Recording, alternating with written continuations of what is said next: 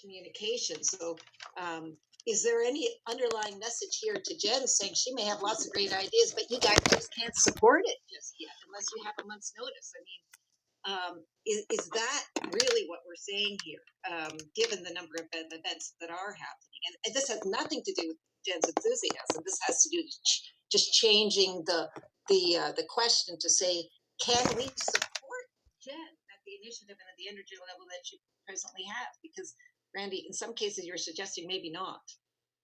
Yeah, no, I think the long and short of it is we can. That's not an issue at all. And again, we all do need to acknowledge the scenario that we've been put into because of this COVID situation and the stop go that Jen was put under with these outdoor events. So so that's fully acknowledged.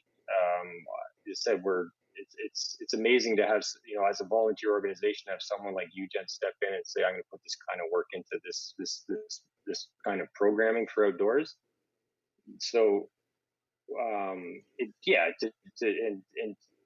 to Nina's point, sometimes it feels like, well, are we letting you down? It's like, I just worked all weekend on this thing, and now stuff has to get edited, and it should have gone out yesterday. Like, yeah, it's not ultimately fair, and in some ways, it's a tough situation all around because you want things to get out quickly, which you should expect to do after the effort you put in, and then Denise or myself or whoever has to help with editing or reviewing all that stuff. And to make sure that it can fit nicely into the different media applications. It takes a little bit more time, and so it's just a tight. We're just squeezed on that one, and we this is a simple conversation that we need more time on it, which we all know, and that's fine. This is and doesn't mean to say that, hey, if I can pull together an event next week, can we all make it happen? Yes, we can. Let's do it, right? So there's no underlying conversations around maybe there's too many events. John's point is valid in terms of, you said, well, I'd like in the long run to get other people to help with some of these things, right? So we're just, from our experience with past outdoor event coordinators, it is a lot of work, it's a lot of heavy lifting, and for you to get the support you're going to need in the long run, you may say, hey, instead of doing X amount of events a month, you may run into the frustration of not always being able to get people to meet these outdoor things. And then you may have to scale them back. So we're just saying, hey, listen, if there's just be aware of that. But in the meantime, if you can create and support and find the people to do it, that's great. So, but that was the only caution. We just don't want you to burn out. That's the only message. And just like I don't want Denise to burn out, I don't want anyone to burn out. And neither one on this group does. I do have some potential solutions for that. So, like I said, this having these two events, sending the info to Denise yesterday and they were happening on Sunday is definitely an anomaly. Like, I was not expecting or planning or intending to do this long term at all. And I did feel really bad about it. And I totally understood if she couldn't have them posted till Wednesday, that would be understandable. I think the holdup this time was not her not knowing what our procedures were going to be with COVID regarding outdoor events, because we only discussed them once in October, and now here we were again in November. But I mean, when I started as outdoor exec, I offered right from the get-go to help with posting the events as long as they were approved as they were submitted. If everyone was okay and we didn't need to change anything, I was willing to post them, from admin or whatever in Facebook, and I have the time to do all that stuff too, because I don't have to do all the other posts and all the other stuff. So I was, I'm still happy to offer that, but it didn't go over. So, I mean, like I would be aiming to have things done a month in advance. Like I said, October just ended up being a crazy month for us. Like, we're getting snow tomorrow. I had to empty the eaves on my roof. I'm here by myself. I have to get firewood delivered. I have to get wood stoves fixed. It's our first winter here. It turns out there's a lot of stuff that, our realtor and us didn't notice because we were doing a walkthrough during COVID with masks on, and we had an hour to check out a 35-acre property and house. So October has just turned out to be kind of a shit show for me. I didn't even make my kids new costumes. Luckily, their old ones still fit. But November's looking a lot easier. So I threw out those events for November, just to get them there. And then, later this month, I was planning to sit down and do like a full idea, and I was going to have them all, submitted at least a month in advance. And I felt like until January comes, when the restrictions are supposed to lift, and then March, I think even more is supposed to be like a for sure thing by then, but for sure thing, right? Come on, like nothing's a for sure thing. We all know that now when it comes to COVID. So I felt like for me, because I have gone through the process of planning, developing, describing, and documenting events, and then it didn't happen, I felt better planning it a month at a time for now, until things felt more, that's great. okay, now it makes sense for me to go ahead and do months in advance. Yeah. So. Yeah, exactly. Yeah. So yeah, it's all good, Jen. So whatever we sort of didn't quite communicate clearly on terms of our intentions, or there's no underlying message there. Just we want to make sure that you're supported. And yeah, and we're not that long ago, before you started, Jen, right before you started, we had no birdwing, we had no outdoor programs. We just had our indoor meeting in Wildflower. That's all, and the club survived. And actually, there was never any. Well, we had signs in the city because I attended some of those, and they were great. Yeah, we had nature in the city, so that was basically our city. focus. Yeah, that was basically our only focus.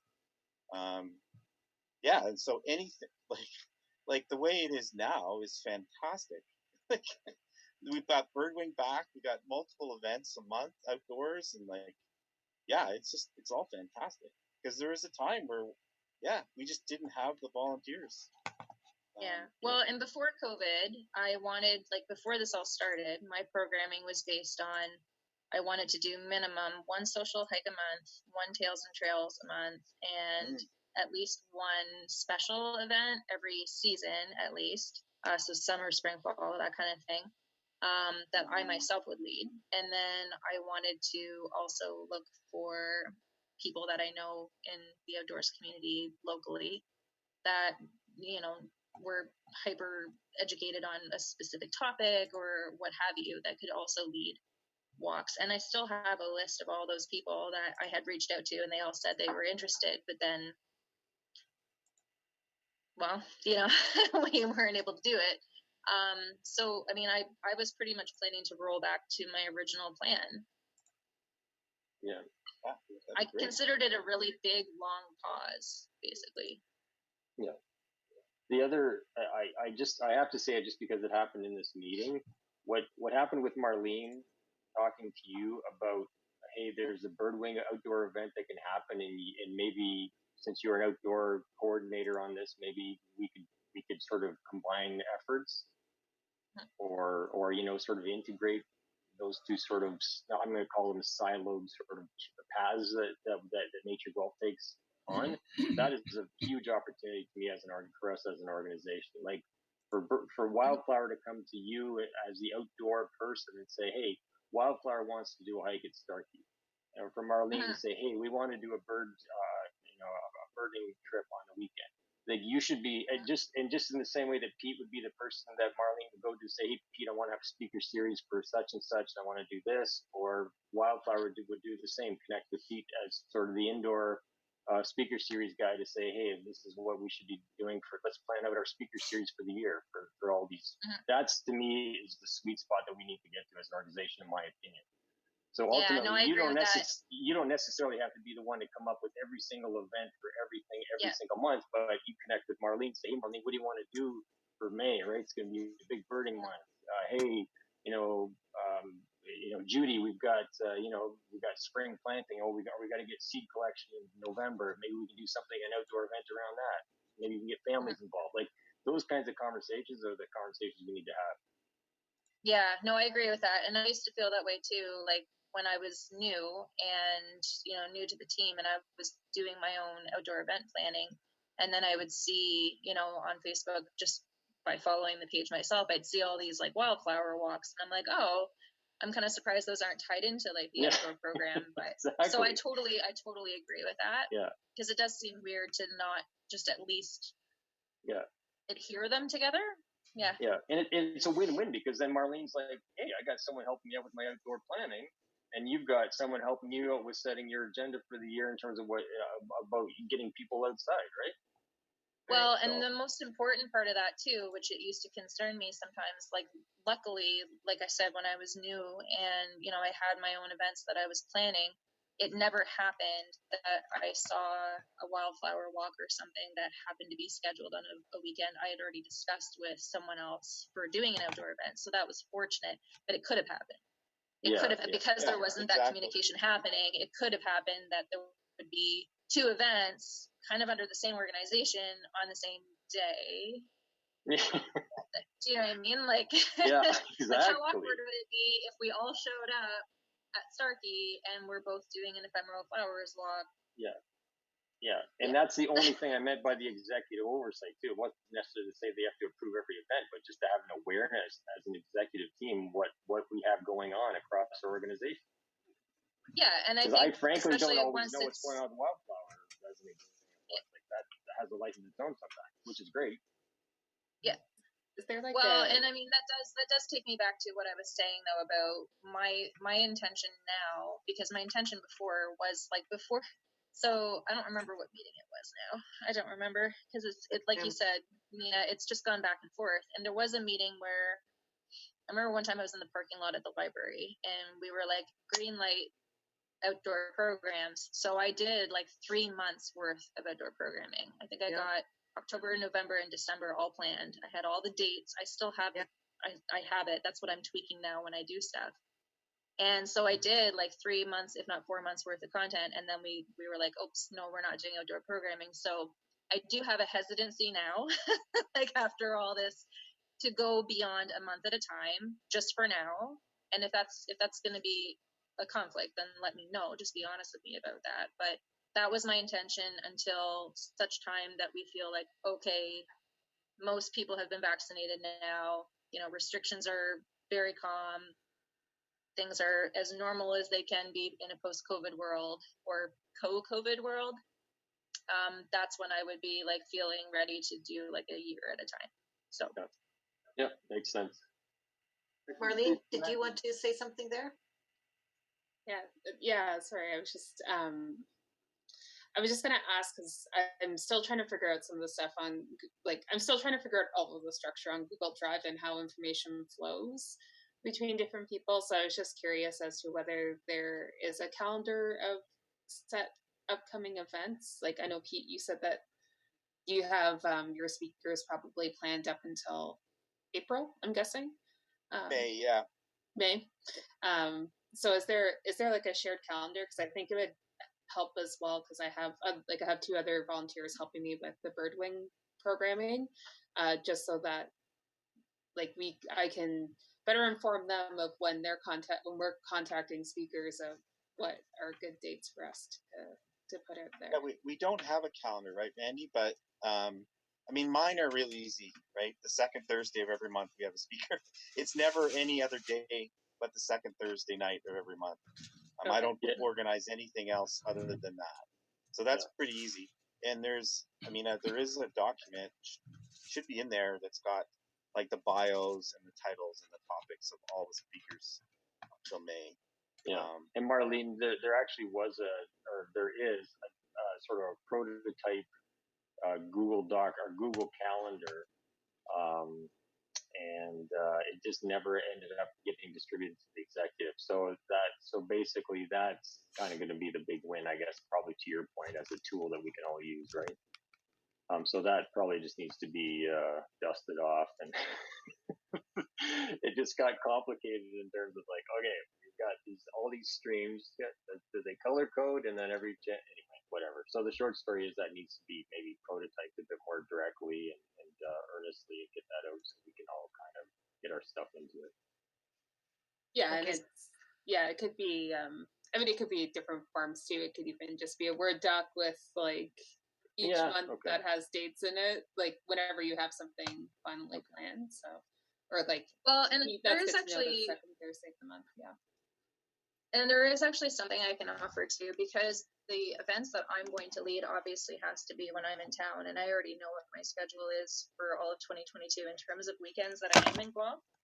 I mean, a lot of the time-consuming part is for me going through the file that I made and like deciding, okay, which trail and restaurant do we want to do now for this month, and then coming up with the description, getting the Google Maps and the photos and all that stuff. But what I could do is I could just submit to the exec really quickly, like probably by the end of tomorrow. I could give you guys a list of the weekends that I'll be in Guelph and the dates that I'm planning on doing, because the social hike's always going to be on a Friday and the Tails and Trails is always going to be on a Sunday. So I could just give those dates in advance, just minus all the very particular details of like what the topic will be and which trail we'll be on.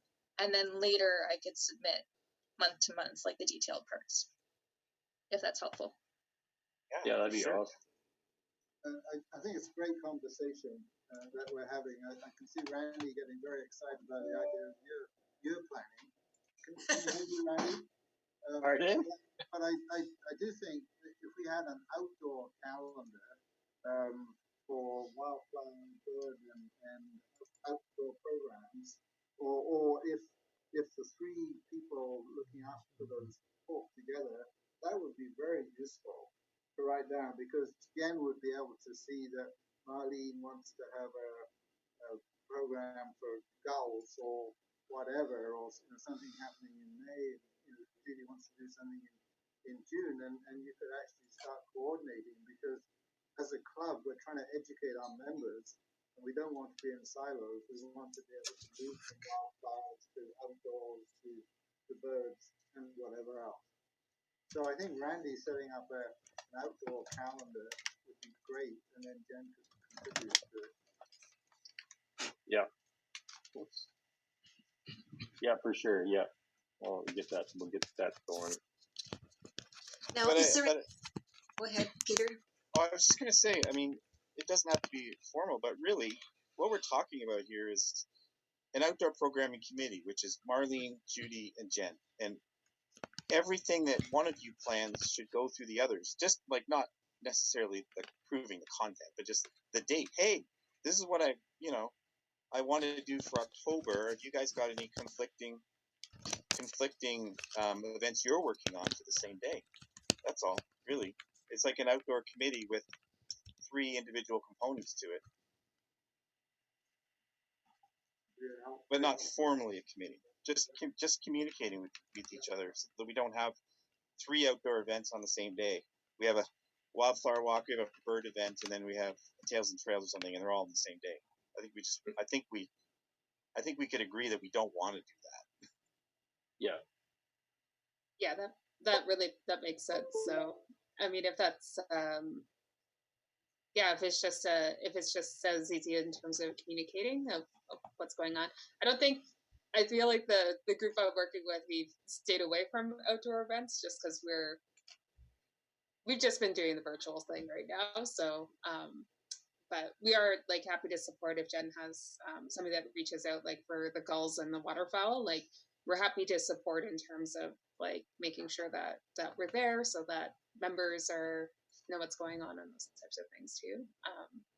Jen had mentioned that in terms of having some exec there for those outdoor events. So yeah, if it's communication. No, I think that's something we discussed when I first joined on. It was communicated to me pretty clearly, and I totally agree with it. It makes sense to me that we shouldn't have any outdoor program that is being not attended by at least one exec.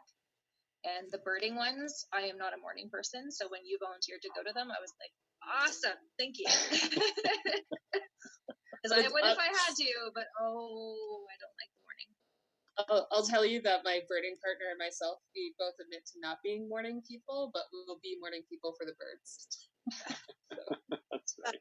In the interest of time, I think we're going to have to move on, but wonderful discussion on this, but I just want to see if there's any other action item, given the group of discussion we've had, that Randy hasn't captured.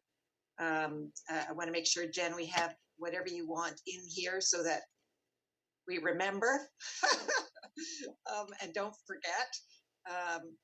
And maybe you track that up to the top of the document already, Randy. I think it just kind of came down to the action item being Google shared the calendar or equivalent, shared with exec, and then we just document dates.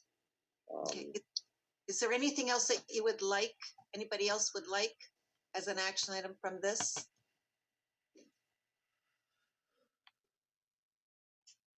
I think Judy has probably provided the definitive comments on the questions that were raised on Facebook today.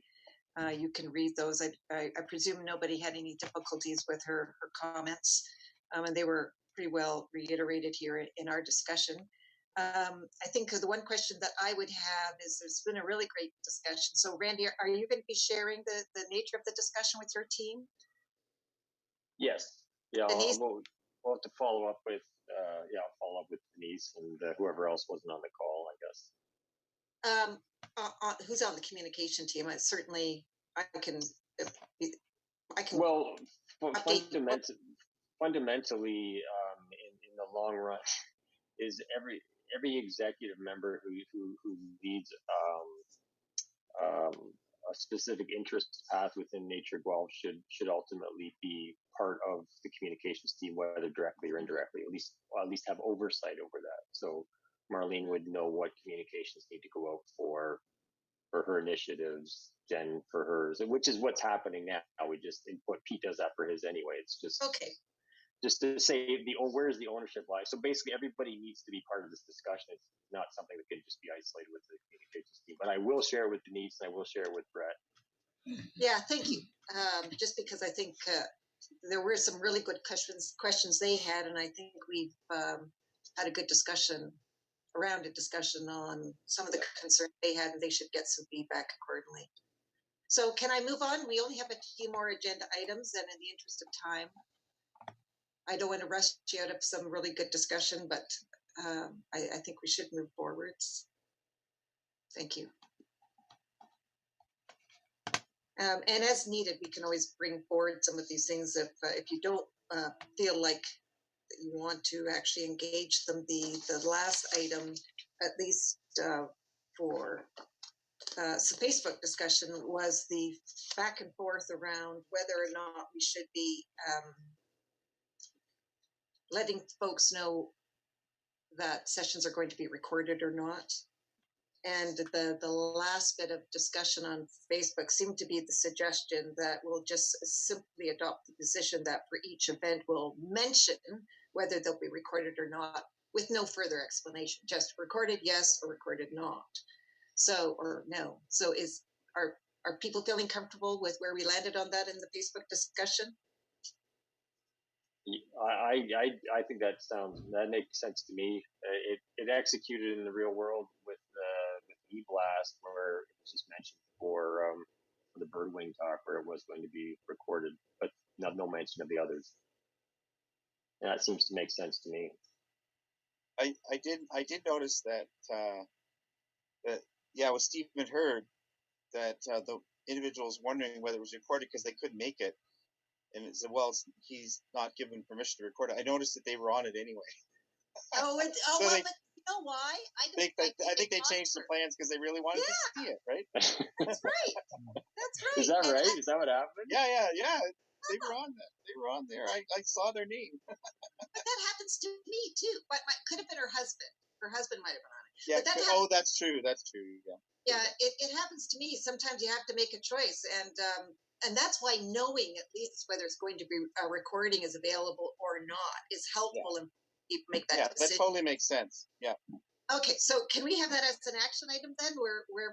Actually, can you make that an action item that Pete will find out from each of the speakers for January to May if they will be recorded or not? Okay. In case I forget. I mean, I already know that Kelsey said yes, and we just have the Christmas events for December, but I haven't asked Chris Early yet about January. He probably won't care, but anyway, I'll that's one thing I need to do. I need to ask the January to May speakers if they mind being recorded, and then I can report back to everyone, and then that can be communicated when all the communications about those talk. It's a good place to start. I mean, I've learned so much by you folks exchanging, the reasons why recordings sometimes do not happen, and I found that very useful and comfortable with. But I can see that you open the Pandora's box when you start talking about things like that. So at least we can start this with a position such as we have it here on the action item, and then people can make their own personal decisions about changing their plans to attend or not. They have that information, and we'll see how that goes. I think Denise Yeah, was saying, because it's not something I normally ask. I haven't asked in the past, but I'll make it part of it now moving forward. And I made a note about potentially for Judy and Marlene to do the same if that those opportunities present themselves for their speakers. Yeah, Okay. I think I'll just put it in as like the routine thing when we're Mhm. contacting speakers if we have the capabilities of recording. So since it'll be virtual, we have those capabilities. Yeah. Okay. thank you. Any further comment on that? I say, yeah, Pete. All right, John, let's go to yours. Let's spend some money. Oops, sorry, don't want to influence decision making of the team. Yeah, I know treasurer is supposed to be very frugal and prudent and so on, which I'm sure is actually right. But I would like to point out that we are very well off at Yes. the moment for a variety of reasons, I think including COVID. And I certainly think we have the opportunity to, I mean, we have money. And I was really pleased to see Nina's comments about getting in touch with the Arboretum, New Canadian program. So I think that's the group we really should work with, perhaps. And, you know, I think there's lots of potential that we talked about last time for kind of a nature in the city to encourage diversity and new immigrants. So that's just kind of on the side. We do have money. I'd certainly like to see us contribute something to Rare again. We've been generous to them in the past. We do have members of the club who are birding on their different properties in Eramosa, I think including Marlene and I am, and literally Marion White is on that third property. So I mean, I think we should continue to work with Rare and to support them. More locally, the Jesuits got this wonderful old growth forest that's on the edge of Guelph, and there might be an opportunity to contribute something to them. So anyway, I'd encourage people to think about that, and I mean, I'd be happy to make a motion to do that, but I don't want to force people's hands. And I think we should continue to think about how we are going to use the funds that we have without spending them rashly. We do have money, and you know our job is to promote nature in and around Guelph and Australia as well. Well, this has been on the agenda several times now since June, and we did forward some funds earlier or later in the spring. What is the appetite to move on this general suggestion? Why don't you make a motion, John, and then we can start some discussion on it. Okay, could I move that we donate $1,500 to Rare for its local work in the Eramosa River Conservation Area, and $500 to the Jesuits for the old growth forest? Is there a second?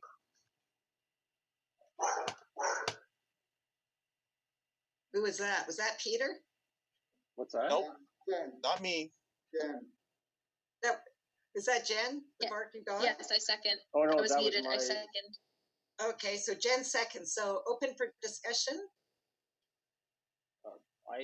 I'm opposed to it personally.